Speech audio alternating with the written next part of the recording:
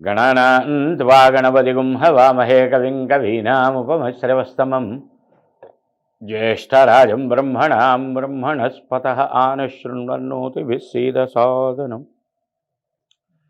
శ్రీ మహాగణాధిపతయే నమః.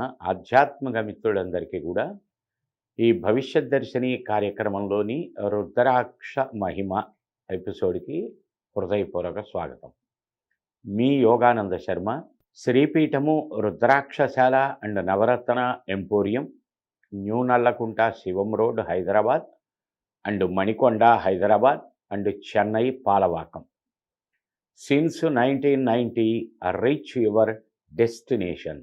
Phone number 9494097777. ఆధ్యాత్మిక మిత్రులారా, మనం ఈ రుద్రాక్ష ఒక్కొక్క ముఖము కలిగినటువంటి రుద్రాక్ష ఒక్కొక్క ఎపిసోడ్ ద్వారా తెలుసుకుంటున్నాం. ఈరోజు విశేషమైనటువంటి రుద్రాక్ష 4 ముఖములు కలిగినటువంటి రుద్రాక్ష. దీన్ని చతుర్ముఖి అని, 4 ఫేస్ అని పిలవటం జరుగుతూ ఉంటుంది. ఒక్కొక్క రుద్రాక్ష ఒక్కొక్క విశేషమైనటువంటి పని మీద పనిచేస్తుంది. కొన్ని రుద్రాక్షలు మల్టిపుల్ ప్రయోజనాలను కలగజేస్తుంది. అటువంటి వాటిల్లో ఈ 4 ముఖాలు ఒకటి. జ్యోతిష శాస్త్రంలో 4వ స్థానాన్ని సుఖస్థానం, సౌఖ్యస్థానం, మిత్రస్థానం, గృహస్థానం, వాహనస్థానం, మాతృస్థానం, మనస్థానం, ప్రధానమైనటువంటిది విద్యాస్థానం. ఇన్ని భావాలు చెప్తుంది 4వ స్థానం జాతక చక్రంలో.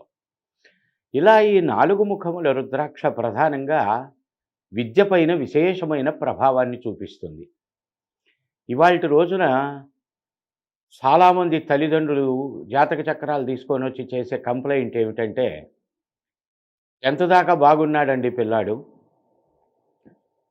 ఇంటర్ దగ్గరికి వచ్చేసరికి శ్రద్ధ తగ్గింది, మాటలో తేడా వచ్చింది, శ్రద్ధ పుస్తకం మీద పెట్టడం లేదు, ఇత్యాది విషయములు ఏమైందో మరి వాడికి ఉన్నట్టుండి, అప్పుడు అంత ర్యాంక్ వచ్చింది, ఇప్పుడు ఇంతే ర్యాంక్ వస్తున్నది.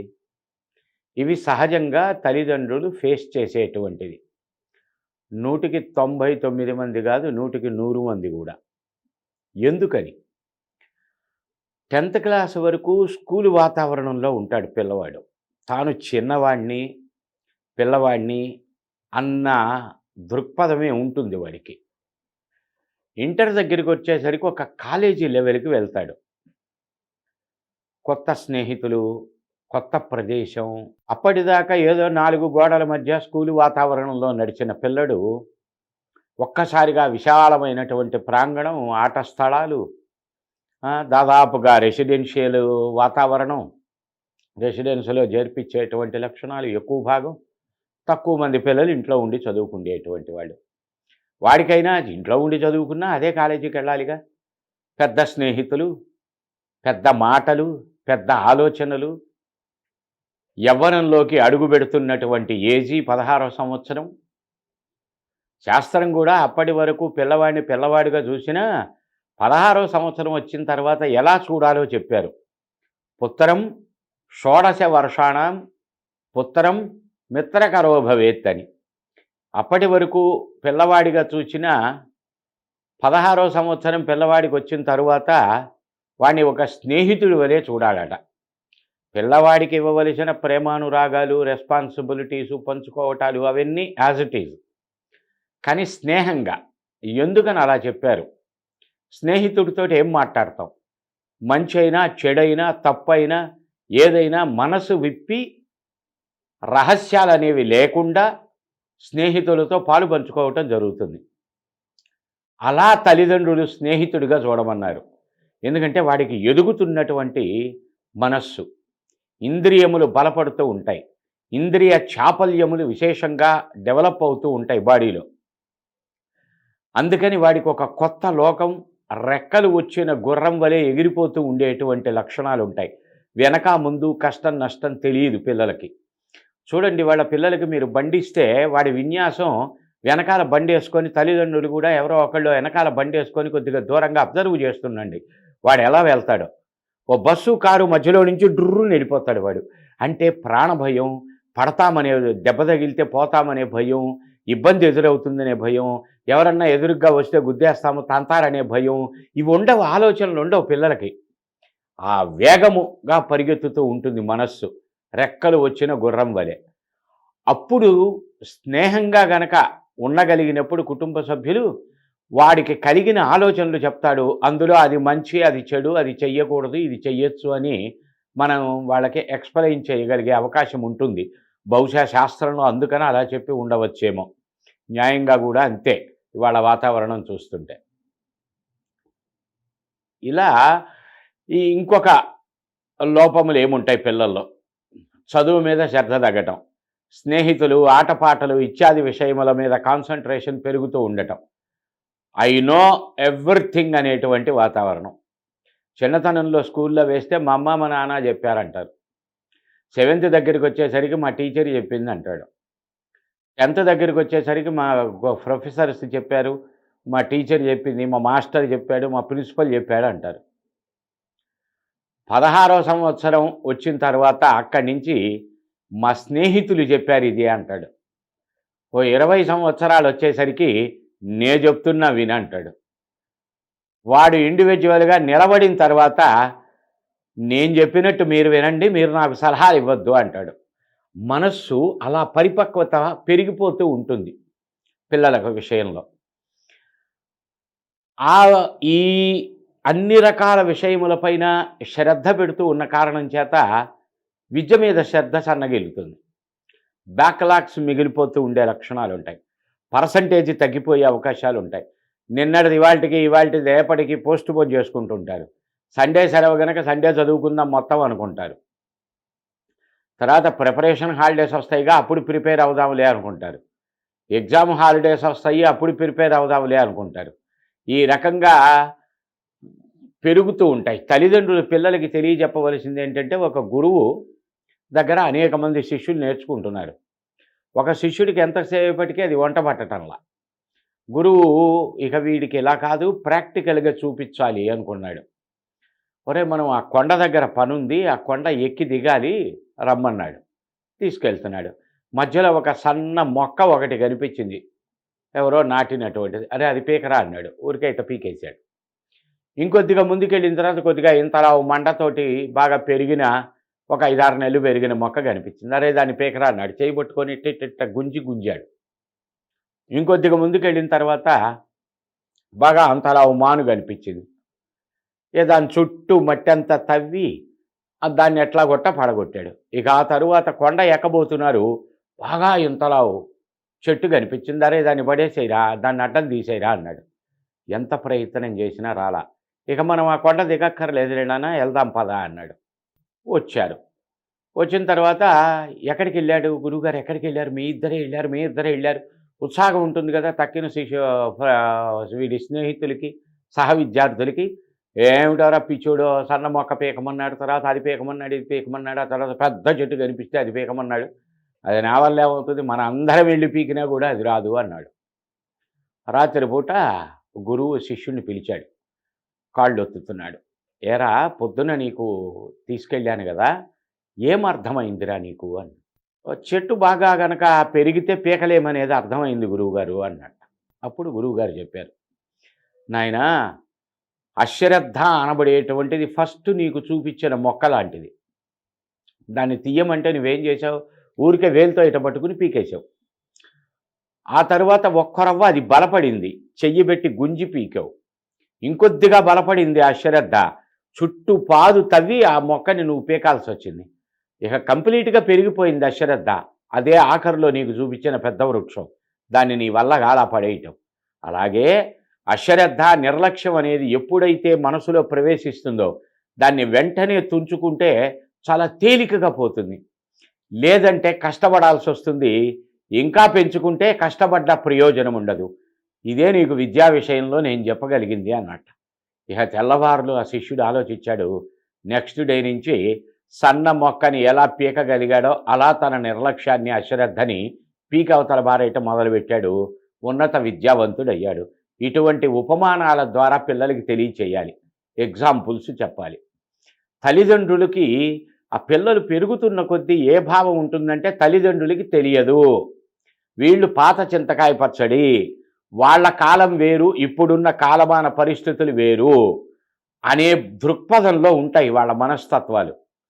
తల్లిదండ్రులు చెప్తే వినేటువంటి శాతం చాలా తక్కువ మంది ఉంటారు. మళ్ళీ తల్లిదండ్రులే రోల్ మోడలు. కానీ సలహా సంప్రదింపు దగ్గరికొచ్చేసరికి వీళ్ళు చెప్పింది వాళ్ళకి బుర్రకెక్కదు. ఏ నాలాంటి సిద్ధాంతుల చేతో, లేకపోతే ఏ ఆత్మీయుల చేతో చెప్పించాలి వాళ్ళకి ఇటువంటి విషయములను. అప్పుడు వాళ్ళకి మనసులో నాటుకుంటుంది. మన మహర్షులు కూడా ఊరికే ఆధ్యాత్మిక చింతన విషయంలో ఓ పూజ, ఒక వ్రతం చేస్తే వచ్చే ఫలితాలు నోటితో చెప్పు ఊరుకోలా. కథల రూపంలో చెప్పారు. ఓ అజామీరుడు ఇలాంటి దుర్మార్గుడు, వాడు చచ్చిపోతూ నారాయణ అనేసరికి మోక్షం వచ్చింది. ఒక కథలు చెప్పారు. ఎందుకంటే కథలు మనసుకి ఎక్కినంత తొందరగా పిల్లలకి అయినా పెద్దలకైనా జ్ఞాపకం విషయములు చెప్పినప్పుడు ఉండదు ఆ శ్రద్ధ. కనుక జ్ఞాపక రూపంలో ఉండాలి వాళ్ళకి అంటే కథల రూపంలో, ఉపమానాల రూపంలో చెప్పాలి. అలా చెప్పినప్పుడు వాళ్ళకి మనస్సు బాగా నాటుకుంటుంది. ఇంకొక వాతావరణం, చదువుతారు బాగా, అన్నీ వచ్చినట్టు ఉంటాయి. ఎగ్జామ్ దగ్గరికి వచ్చేసరికి సందర్భం కలిసి రాకపోవటం. ఇంకా కొంతమంది ఉంటారు, వాడు బాగా రాసినా కూడా వాడి జాతక ప్రభావాన్ని బట్టి ఆ గురువు సక్రమంగా చూడకపోవటం, ఆ ఇన్విజిలేటర్ సక్రమంగా రాయకపోవటం, చెప్పకపోవటం, సరిగ్గా దిద్దకపోవటం, సరిగ్గా చూడకపోవటం, సరిగ్గా మార్కులు వేయకపోవటం. పునరపి జననం పునరపి మరణంలాగా అయితే మార్చి లేకపోతే సెప్టెంబర్ అన్న వాతావరణంలో నడుస్తూ ఉండే పరిస్థితులు ఏర్పడతాయి. ఇంకొక వర్గం ఉంటుంది, బ్రహ్మాండంగా చదువుతారు, వాడికి సంస్కార లోపం. ఎంత చదివినా సరే సంస్కారంతో ఉన్నటువంటి విద్య అబ్బటం లేదు. విద్య ఏం చేస్తున్నావు నువ్వంటే స్టడీ అంటాడు. పుట్టపర్తి సాయిబాబా వారు అడిగారు శిష్యుని, ఏం చేస్తున్నావు అని. స్టడీ అన్నాడు. ఎవరిని స్టడీ చేస్తున్నావురా నువ్వు? తెలుగులో చెప్పన్నాడు. చదువుకుంటున్నాను అన్నాడు. తల్లిదండ్రులు చెప్పట్లేదు ఆ పదం తప్పని, విద్య నేర్పుతున్న గురువు చెప్పట్లేదు ఆ పద ప్రయోగమే తప్పని. చదువుకుంటాం ఏమిటి? చదువుకుంటాం. చదువుకుంటున్నాను అనాలి. చదువుకుంటున్నాను అంటాడు. ఒక రకంగా అదే కరెక్ట్గా ఇవాళ వాడికి పలకా బలపం చేతికి ఇస్తే వారం రోజులు కష్టపడ్డ వాడికి బలపం పట్టుకుంటమే రాదు. అంత శ్రద్ధ నేర్పే తల్లిదండ్రులకి లేక తీసుకుపోయి స్కూల్లో పడేస్తే వాడికి పలకా బలపం మీద ఏబిసిడీలు దిద్దించటానికి వాడికి ఇచ్చేది మనం 80,000, 1,00,000, 2,00,000, 3,00,000 డొనేషన్స్. మరి విద్య కొంటవేగా. చెప్పుకోలేరా ఇంట్లో? సమయం ఉండట్ల, కాలం సరిపోవట్ల. చెప్పటానికి మొదలు పెడితే సావుగొట్టుడు కొట్టడం. ఆ పిల్లవాడికి అర్థమవుతుందా? అర్థమయ్యేటట్టుగా మనం చెప్పలేకపోవటం. వాడికి నువ్వు చెప్పిన తర్వాత కూడా వాడికి అర్థం అవ్వలేదు అంటే లోపం వాడిది కాదు.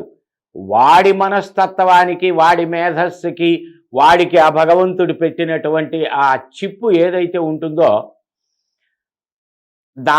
దాని రేంజ్కి నువ్వు చెప్పట్లా. అంటే వాడికి అర్థమయ్యేటట్టు నువ్వు చెప్పలేకపోతున్నావు.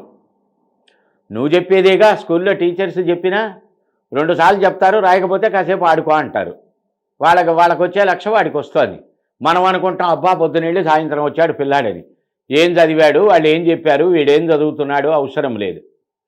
అంటే సంస్కారం లేనటువంటి విద్య ఇవాళ వాళ్ళకి ఏర్పడుతున్నది. ఆ సంస్కారంతో కూడుకున్నటువంటి విద్య రావాలి, శ్రద్ధ రావాలి. శాస్త్రం చెప్తున్నది విద్యాతురాణాన్న సుఖన్య నిద్ర అని. విద్య కావలసిన వాడు సుఖము నిద్ర అనుకుంటే లేదు. ఎల్కేజీ వాళ్ళకి ఏసీ స్టడీ, ఏసీ స్కూల్స్ అని కొత్తగా పెట్టారు. చంటి పిల్లవాడికి ఏసీ స్కూల్స్ ఏమిటండి? ఒళ్ళు బలుపుతో కూడుకున్నటువంటి విద్య కదా అది. మన దగ్గర డబ్బులు ఉన్నాయి కనుక చేరుస్తున్నాం. తదుపరి ఆ అవలక్షణములు కూడా పిల్లల్లో ఏర్పడేటువంటి లక్షణములకి మనమే బీజం వేస్తున్నాం. ఆలోచించాలి తల్లిదండ్రులు. ఈ రకమైనటువంటి దోషములు అన్నింటికీ కూడా అద్భుతంగా పనిచేసేటువంటి రుద్రాక్ష 4 ముఖముల రుద్రాక్ష. వీటిల్లో కొన్ని కాంబినేషన్స్ ఉంటాయి. ఆ కాంబినేషన్స్ యాడ్ అయినప్పుడు ఏమవుతుందంటే సరస్వతి కవచము అనబడేటువంటి పేరుతో అది భాషిస్తుంది. ఆ సరస్వతి కవచాన్ని మెడలో వేయటం, మరకత గణపతి అని ఉంటుంది. బుద్ధి జ్ఞాన కారకుడైనటువంటి గ్రహం బుధ గ్రహం. బుధానాం బుద్ధి చింతాచ అని చెప్తారు. మనిషి యొక్క బుద్ధి ప్రజ్ఞలకి బుధుడు అధిపతి. అదే స్కూలు, అదే బెంచి, అంతేమంది స్టూడెంట్స్, అంతేమంది లెక్చరర్స్. ఒకడికి ఫస్ట్ ర్యాంక్ ఎందుకు వస్తున్నది, కొంతమందికి సెకండ్ ర్యాంక్ ఎందుకు వస్తున్నది, కొంతమంది అత్యవసరగా ఎలా పాస్ అవుతున్నారు, కొంతమంది ఎందుకు తప్పుతున్నారు. అవే లెసను, అదే లెక్చరరు, అదే చెప్పిన విధానం అందరికీ. వీడు దాన్ని అనుసరించాడు, తక్కిన వాళ్ళు దాన్ని అనుసరించలేకపోతున్నారు. అంటే అంత బుద్ధి వైసిధ్యం వాడికి కలగలేదు. అటువంటి బుద్ధి వైసిధ్యం పెరగటానికి, ఆ బుద్ధి ప్రజ్ఞను డెవలప్ చేయటానికి, సంస్కారయుతమైనటువంటి నడవడిక ఏర్పడటానికి దోహదపడేటువంటిది ఈ సరస్వతి కవచం. శ్రీపీఠము రుద్రాక్షశాల అనే నవరత్న ఎంపోరియంలో అద్భుతంగా వీటిని శాస్త్రోక్తంగా తయారు చేసి, అన్ని రకములైనటువంటి శుద్ధులు చేసి, అన్ని రకముల ఉపయోగపడగలిగేటువంటి పూజా పునస్కారాదులు ఆచరించి, వాటిని శుద్ధి చేసి, అంటే స్వతసిద్ధమైన పవిత్రం అవి, పవిత్రత కలిగినటువంటి వాటిని మంత్రగర్భితమైన పవిత్రత కూడా చేకూర్చి అందజేయటం శ్రీపీఠం రుద్రాక్షశాల యొక్క ప్రత్యేకత. ఇలా ఈ బుద్ధి వైశిష్ట్యాలు పెరగటానికి మరకతంతో తయారు చేయబడినటువంటి గణపతి ప్రతిమ ఉంటుంది. ఈ మరకత గణపతిని పూజామందిరంలో పెట్టి ఒక దీపారాధన చెప్తాను. ఆ విద్యార్థుల చేత ఆ దీపారాధన చేయించండి, ఆ సరస్వతి కవచ ధారణ చేయించండి. ఎటువంటి నిరుపమానమైనటువంటి ఫలితాలు విద్యాస్థానంలో కలుగుతాయో మీ కళ్ళ ముందు కనిపిస్తుంది. సంపూర్ణమైనటువంటి వివరాలు 9494097777కి కాల్ చేయండి, అపాయింట్మెంట్ తీసుకోండి, వివరాలు తెలుసుకోండి. ఇవి ధరింపజేసి సత్ఫలితాలు పొందండి. జై గురుదత్త.